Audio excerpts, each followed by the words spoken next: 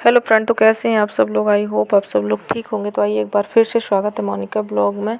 आज मैं आप लोगों से कुछ ज़रूरी बात करने आई हूँ। कल मैं बहुत सारी वीडियो देख रही हूँ, सुमित महल की ये रिकॉर्डिंग, सुमित महल की वो रिकॉर्डिंग।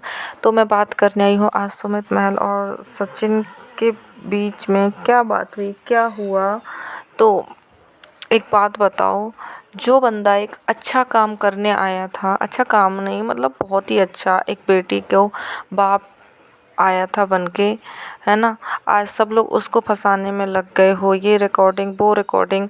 अगर ये बताओ सामने वाला कोई फ़ोन करता है, कुछ भी बोलता है तो वो बंदा कुछ जवाब तो देगा। गूंगा तो है नहीं है कि चुप फ़ोन में सुनता रहेगा कान में लगा के फ़ोन। और जो भी रिकॉर्डिंग आती हैं बीच बीच की आती हैं, क्योंकि बहुत सारी रिकॉर्डिंग वायरल हुई हैं, देखी भी है मैंने। तो वो बीच बीच की रिकॉर्डिंग वायरल थी। तो मेरा मानना है कि भाई जो बंदा इतना अच्छा काम करने के लिए आया था, उनकी ज़िंदगी संवारने के लिए आया था, तो आप उसको क्यों फंसा रहे हो। इसके पहले कभी उनको देखा है आपने यूट्यूब पे? नहीं देखा है ना। तो मेरी सबसे यही रिक्वेस्ट है, कैसे निर्दोष लोगों को कोई भी नहीं मिलनी चाहिए। और मेरा मानना है कि ये टॉपिक तो अब बंद हो जाना चाहिए, क्योंकि यूट्यूब खोलो, जगत दीदी, टुचिन भैया, सुमित महल, ये सभी चल रहे हैं। तो मेरा मानना तो ये है कि अब ये टॉपिक बिल्कुल क्लोज होना चाहिए। जो चल रहा है ऑफलाइन सुलझाओ, इसको निपटाओ। क्योंकि भाई बच्चे भी फ़ोन खोलते हैं, सबके घर में बच्चे हैं। जब हम लोग देखते हैं तो सबसे पहले नोटिफिकेशन इन्हीं चीज़ों की आती है। तो इस टॉपिक को पता है सुलझ भी जाता है, लेकिन कुछ लोग हैं, मैं नाम यहाँ किसी का भी पर्सनली नहीं लूँगी, ना मैं किसी को पर्सनली जानती हूँ, पर कुछ लोग इस मैटर को शांति नहीं होने दे रहे, खींच रहे हैं। आज बुजुर्ग माँ है उनके घर में, है ना। सोचो उस माँ पे क्या बीत रही, जिसके बेटे का घर बसने वाला था, बसने से पहले ही ये सब हो गया है। तो उन माँ पे क्या बीत रही होगी। तो मैं पर्सनली किसी को भी नहीं जानती हूँ, ना मेरा यहाँ कोई किसी से मतलब है मुझे, ना मैं सचिन को जानूँ, ना मैं नेहा को जानूँ, ना मैं सुमित को जानूँ। पर मैं जो यूट्यूब पे चीज़ें देख रही हूँ तो मुझे लग रहा है कि भाई निर्दोष को बिल्कुल भी मत फंसाओ, है ना। और ये रिकॉर्डिंग वो रिकॉर्डिंग फालतू की चीज़ें मत करो यूट्यूब पर।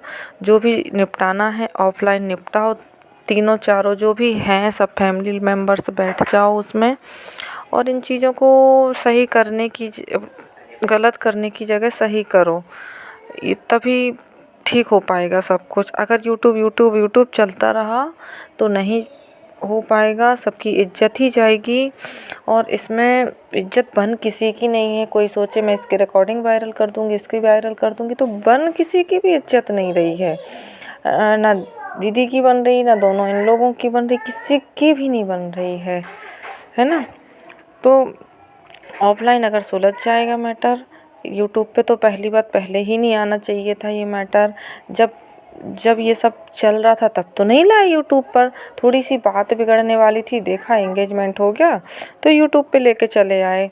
अरे बस जाने देते घर, तुमको ऐसी क्या गरज पड़ रही थी कि एंगेजमेंट होते ही तुम पागल हो गए। और तुमको पहले नहीं दिख रहा था कि उसकी शादी तो होगी और तुम्हारे खुद की बेबी बैठी है। तुम पहले नहीं, तुम अंधे थे पहले। फिर ये चैट वायरल कर रहे हो, ये अच्छा काम किया? कोई नहीं अच्छा किया है। कभी एक बात बोलूं, कर्मा इज बैक, है ना। अगर दूसरे को खुशी दोगे ना तो खुश ज़िंदगी भर खुश रहोगे।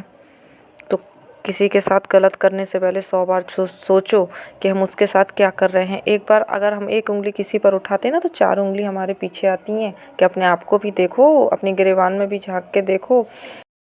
भाई इतना किस चीज़ का डर, इतना डर तो नहीं होना चाहिए, क्योंकि पति था वो तुम्हारा। मैं तो नहीं बर्दाश्त कर सकती भाई ये सब चीज़ें।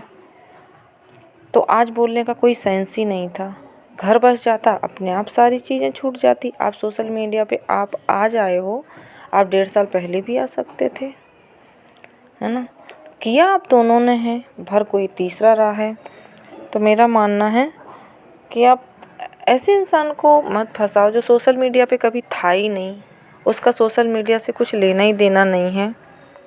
मुझे ज़्यादा बोलना नहीं आता ना, मैं इतनी चीज़ें समझ आ रही हैं, बस मैं कल से वीडियो ये सब देख रही हूँ, ये रिकॉर्डिंग वो रिकॉर्डिंग सचिन की वो रिकॉर्डिंग, तो मुझे थोड़ी सा लगा कि मुझे बोलना चाहिए, इसलिए मैंने बोल दिया। मुझे जब पहले दिन ये सब देखा था तो मुझे दीदी पर भी गुस्सा आया था, पर मैंने जब चीज़ें समझी तो मैंने कहा यार गलती तो इंसान से ही होती है, अगर भगवान गलती कर दे तो वो थोड़ी होगा, इंसान ही गलती करेगा।